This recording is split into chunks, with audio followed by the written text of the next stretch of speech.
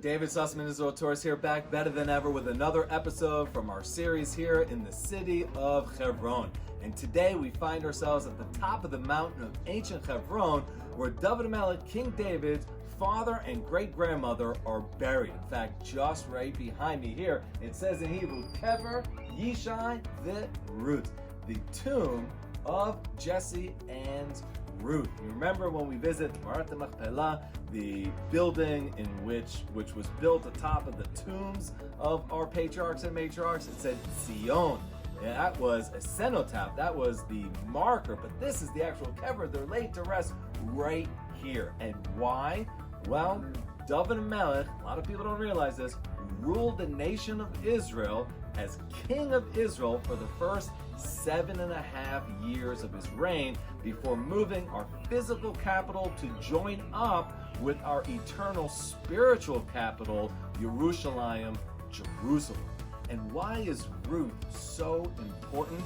Well, just last week, you guys remember, we celebrated the holiday of Shavuot. And in the morning prayers, we read a Megillah, a book within the Tanakh, the Jewish Bible, known as Ruth. Ruth. Why?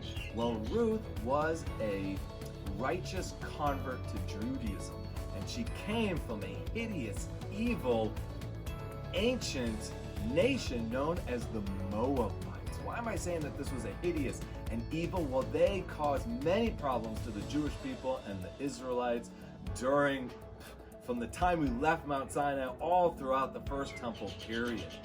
But also is that they were spawned from an illicit relationship between a father, Lot, the nephew of Abraham, and one of his daughters.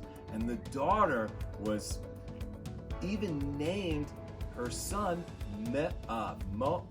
from my father. She was proud of this act, and yet she converted. But what's even more important than that is one of the most fundamental lessons in Judaism is Ruth, who came from this hideous relationship between a father and a daughter, makes me want to barf.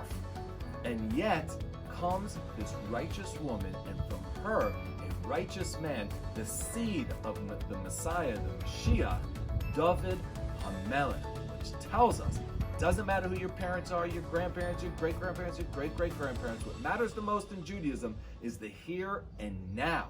What are you doing with your life?